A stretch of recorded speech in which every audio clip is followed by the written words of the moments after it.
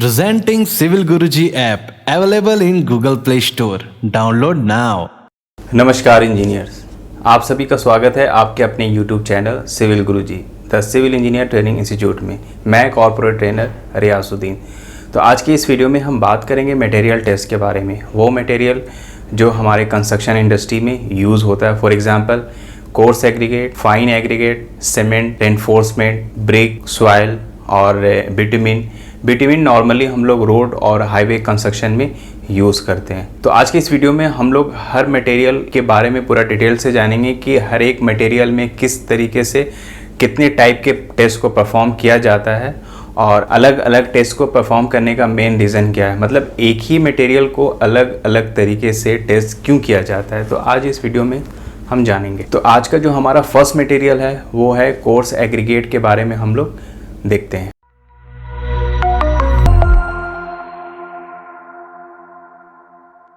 तो हम लोग देखते हैं कि मटेरियल में कौन कौन से मटेरियल पर हम लोग टेस्ट को इस वीडियो में देखेंगे।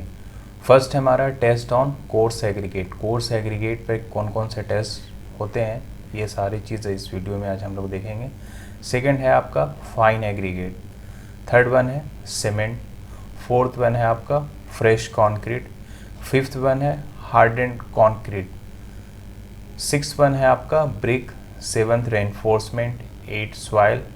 लास्ट वन आपका बिटुमिन। तो ये सारे जो भी मटेरियल है, ये सारे मटेरियल में किस तरीके से कितने टाइप के टेस्ट हम लोग परफॉर्म करते हैं, तो सारी चीज़ आज हम लोग देखेंगे। तो सबसे जो फर्स्ट मटेरियल हमारा है वो है कोर्स एग्रीगेट के बारे में। कोर्स एग्रीगेट में भी कितने तरीके से हम लोग टेस्ट को परफॉर्म करते हैं और वो टेस्ट का क्या क्या नाम है। फर्स्ट वन है आपका crushing test on coarse aggregate.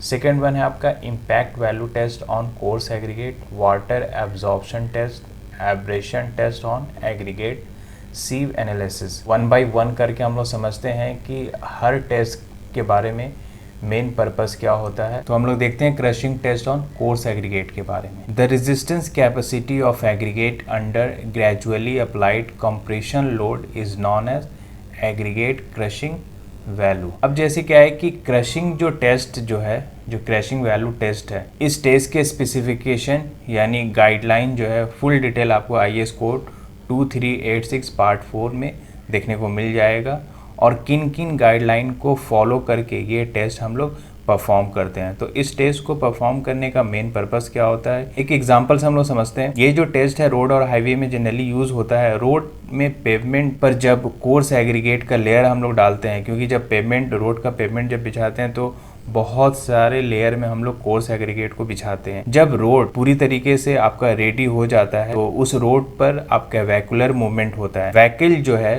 वो रोड पर कंप्रेशन लोड डालता है। उस कंप्रेशन लोड के अगेंस्ट हमारा रोड जो है वो लोड को बियर कर पाता है कि नहीं, या फिर आपका एग्रीगेट क्रश हो जाता है। अगर हमारा एग्रीगेट क्रश हो जाएगा तो उस केस में क्या होगा, हमारा जो रोड है वो यानी बहुत कम समय में ही ख़राब हो जाएगा। तो इसीलिए आपके कोर्स एग्रीगेट के क्रशिंग वैल्यू जानने के लिए हम लोग इस टेस्ट को परफॉर्म करते हैं। सेकेंड वन है आपका impact value test on coarse aggregate. तो इम्पैक्ट वैल्यू जो टेस्ट है ये भी आपको IS कोड 2386 पार्ट 4 में पूरा फुल आपको गाइडलाइन और स्पेसिफिकेशन आपको देखने को मिलेगा। किस तरीके से हम लोग परफॉर्म करते हैं ये तो इस वीडियो में हम लोग नहीं सीखेंगे, बस ये इसका मेन पर्पस क्या होता है ये चीज़ हम लोग जानेंगे। तो इसके बारे में पूरा गाइडलाइन आपको अगर पढ़ना है तो आप स्पेसिफिकेशन जो IS कोड 2386 पार्ट 4 को फॉलो कर सकते हैं। It is the ability to resistance of aggregate to failure by impact load is known as the impact value of aggregate. इस टेस्ट में हम लोग एग्रीगेट का टफनेस चेक करते हैं। बिल्डिंग का जो मिक्स डिज़ाइन होता है तो उस केस में भी हमको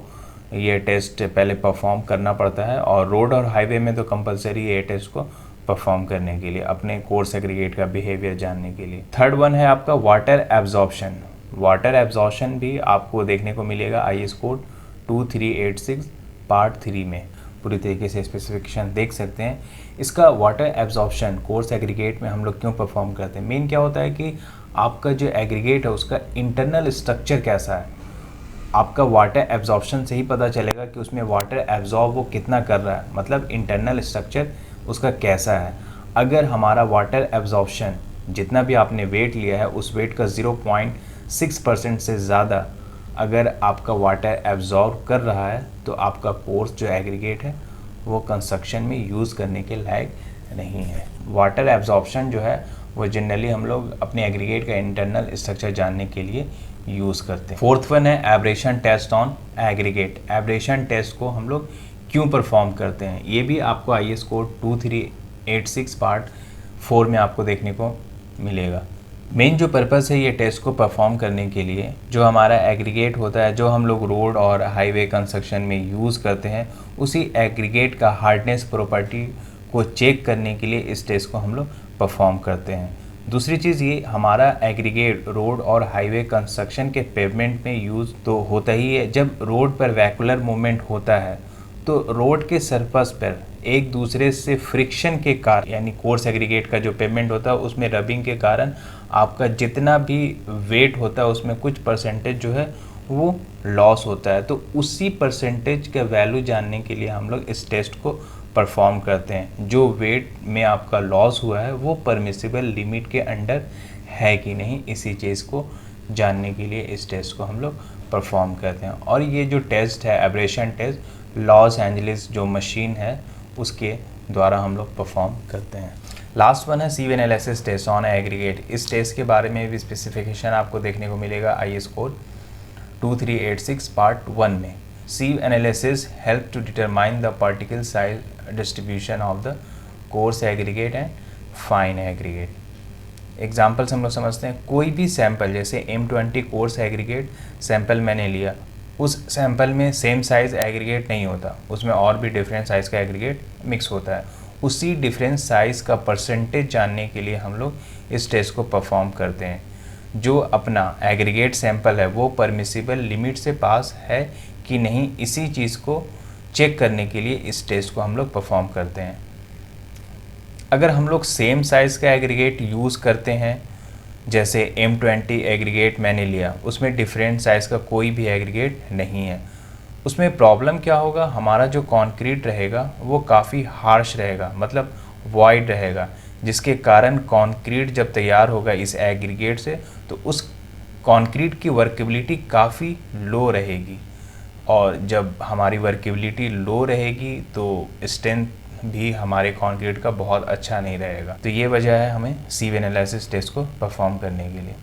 तो आज की इस वीडियो में इतने ही। नेक्स्ट पार्ट में हम लोग दूसरे मटेरियल टेस्ट के बारे में देखेंगे, फाइन एग्रीगेट, सीमेंट, ब्रिक, ये सारी चीज़ें जो है हम लोग नेक्स्ट पार्ट में देखेंगे। अगर आपने कुछ नया इस वीडियो से कुछ सीखा है तो आप अपने दोस्तों के साथ ज़रूर शेयर करें, और अगर आप हमारे चैनल पे नए हैं तो हमारे चैनल को ज़रूर सब्सक्राइब करें और बेल आइकॉन ज़रूर हिट करें, ताकि कोई भी सिविल इंजीनियरिंग से रिलेटेड कोई भी वीडियो का नोटिफिकेशन आपसे मिस ना हो सके। हम लोग मिलते हैं नेक्स्ट वीडियो में, तब तक के लिए नमस्कार।